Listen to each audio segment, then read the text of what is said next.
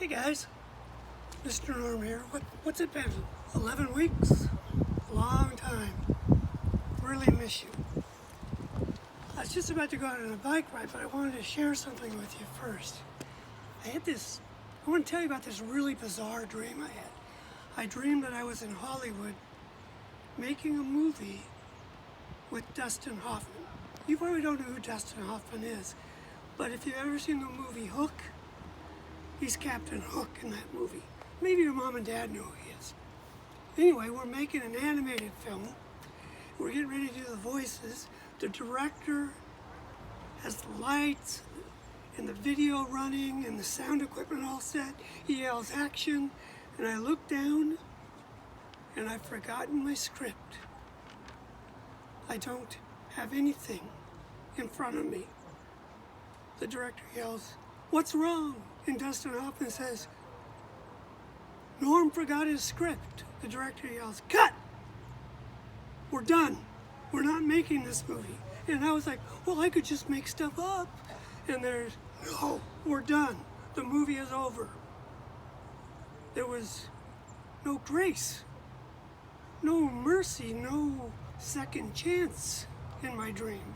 And when I woke up, I was thinking about it. And I thought, boy, I'm really glad God's not like that.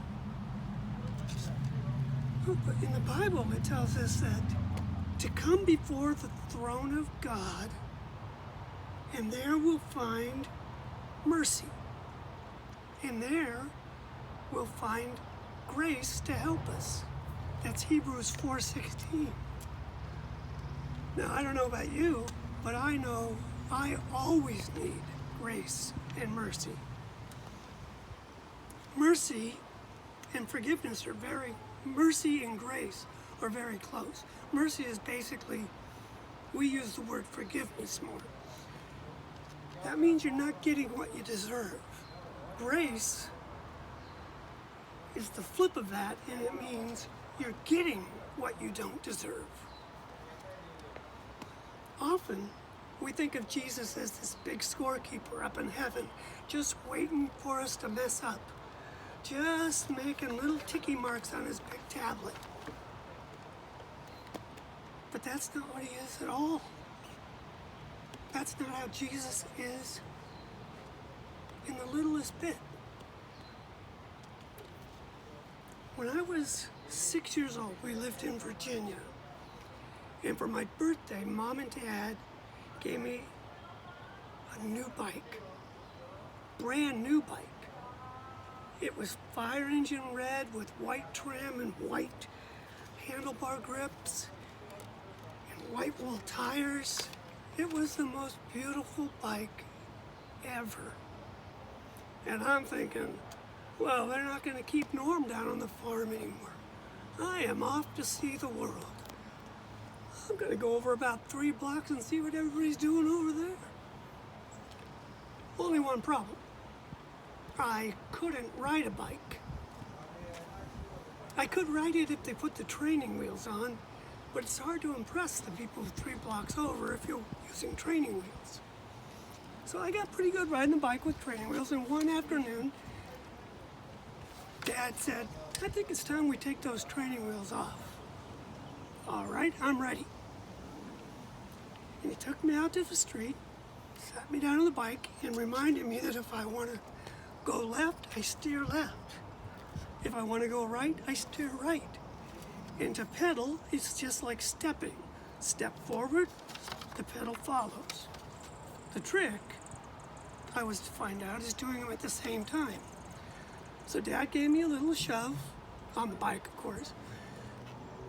And I went, a good 10, 15 feet before I just went sideways and fell on the pavement.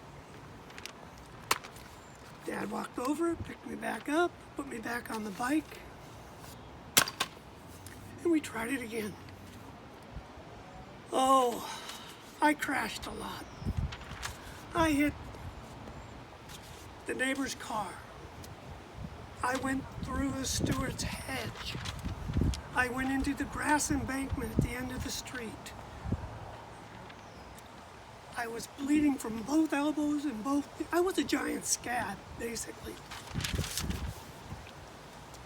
And after about an hour or so of this, it was getting a little dark, and Dad picked me up, untangled me from the bike, picked me up, grabbed the bike, and walked home saying, I think we'll try it again tomorrow. Next morning after pancakes, he looked at me and said, Norm Rule, you ready? Try this again? Okay. I was nervous. But there in the driveway, family and friends all around, Dad set me down back on the bike again. Driveway had a little incline, so he gave me a little push, reminding me to steer and pedal. Same time, I was picking up speed. I could feel my dad behind me running a little bit. And I was doing it. I was pedaling and steering, and suddenly my dad was nowhere behind me. I was almost all the way around the street block. I was turning the corner. I was doing it. I made it all the way around the block. It took about 20 minutes, but I made it all the way around the block. See, what Dad did for me there was he was giving me mercy, not counting up all the little times I crashed. He wasn't going, well, that was 3 times into the neighbor's car, 4 times through their hedge, 6 times you just fell over, 7 times you were into the grass embankment. And then he was giving me grace by the chance to keep trying. And that's what I needed, because I was messing up a lot. He never threatened to take the bike away from me.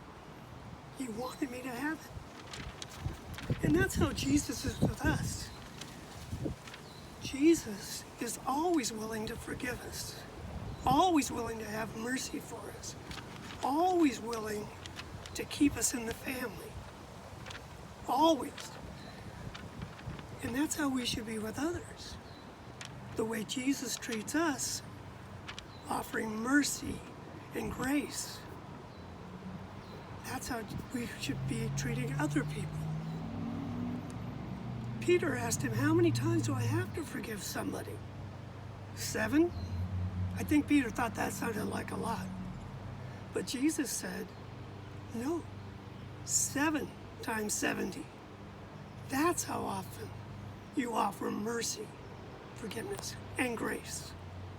And that's how Jesus is with us. I'm going to pick up my bike and head out. Miss you guys. Hope to see you soon.